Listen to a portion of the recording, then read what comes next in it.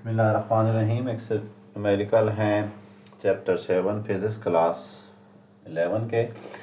Calculate the mass of picture frame hanging from steel nail. एक picture frame है जो कि स्टील नेल से उन्होंने हैंग की हुई है। Given that nail bends only 1.8 micrometre. ये जो आपके पास इसकी शो हो रही है, बेंडिंग शो हो रही है कि नेल जो है वो जस्ट कितना बेंड हुई है, 1.8 माइक्रोमीटर। हमें फाइंड करना है mass of the picture. Mass of the picture students, mass के लिए हमें क्या चाहिए होता है? फोर्स और जी तो फिक्स है, फोर्स हम निकालेंगे। अब फोर्स कैसे निकालेंगे? फोर्स निकालने के लिए हमें यंग मॉडुलस की तरफ जाना पड़ेगा।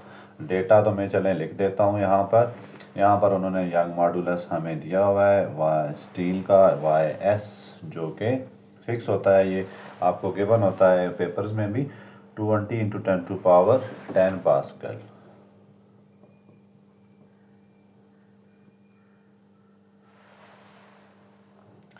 ओके, उसके बाद उन्होंने हमें मज़ीद जो चीज़ें दी होती हैं, अब आपको पास होना क्या चाहिए?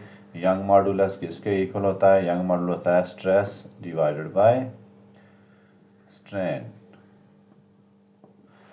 स्ट्रेस क्या होता है? F divided by A। और स्ट्रेन क्या होगा? स्ट्रेन को इस तरह लिख देते हैं, delta L divided by original length. अब हम इसकी अगर सेटिंग करें तो F/A multiplied by L0 over delta L। इसको ऐसे भी लिख सकते हैं। तो ये हमारे पास एक इक्वेशन बन जाएगी। यहाँ से हमने क्या निकालना है? फोर्स निकालने की कोशिश करनी है। हमारे पास Y गिवन है, एरिया हम निकाल लेंगे क्योंकि हमें डायामीटर गिवन होता है, ओरिजिनल लेंथ हमें दी हुई है और चेंज इन लेंथ भी हमें दी हुई है। तो सबसे पहले हम एरिया निकालते हैं। एरिया के लिए होगा πr²।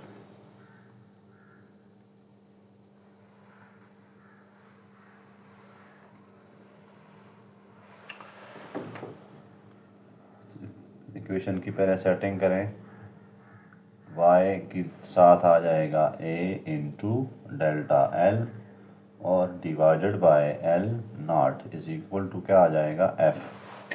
अब स्टूडेंट हमें उन्होंने डेल्टा L भी दिया हुआ है, वो कि उन्होंने कितना दिया था कि चेंज कितना हुआ? 1.8 इंटू 10⁻, ये माइक्रोमीटर है, 1.8 माइक्रोमीटर।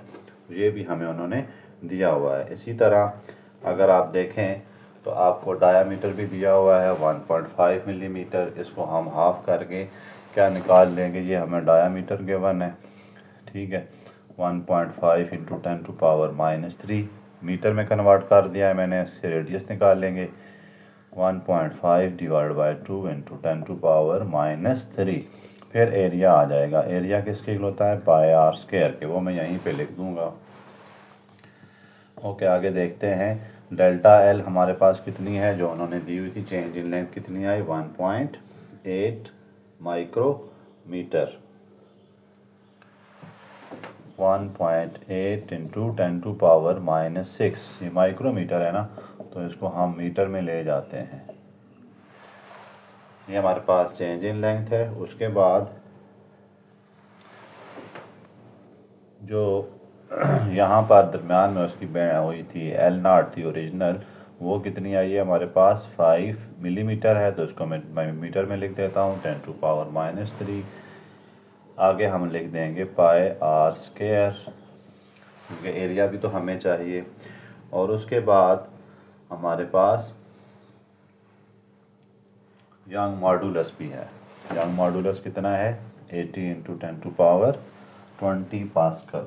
20 इंटू 10⁻10 पास्कल है। 20 इंटू 10⁻10 पास्कल। अगर हम देखते हैं F को तो 1.8 इंटू 10⁻⁻6, पाई की जगह 3.14 और रेडियस जो है वो हमारे पास कितना है? 1.5 divided by 2 into 10⁻³ whole square. उसके बाद है 20 into 10 to power 10 pascal divided by 5 into 10 to power -3। तो इस तरह से हमें कुल मिला के मैस मिल जाता है, फोर्स मिल जाती है, जो कि होती है 51 न्यूटन। जब फोर्स मिल जाएगी तो फिर हम मैस निकाल सकते हैं F/N। फोर्स कितनी आई है 51 और G कितना है F/G 9.8। तो ये ऑलमोस्ट बनती है 5.2 kg। 5.2 kg उस पिक्चर का मैस था। तो आप देखें पिक्चर जो है वो, इसका रिज़ल्ट जो हम क्या लिखते हैं उनका डिस्कस करें रिज़ल्ट को भी। तो रिज़ल्ट क्या है कि एक मैसिव पिक्चर है ये, ठीक है। और एक ऐसी नेल जो कि 1.8 माइक्रोमीटर की हो, उसने इसको होल्ड किया हुआ है।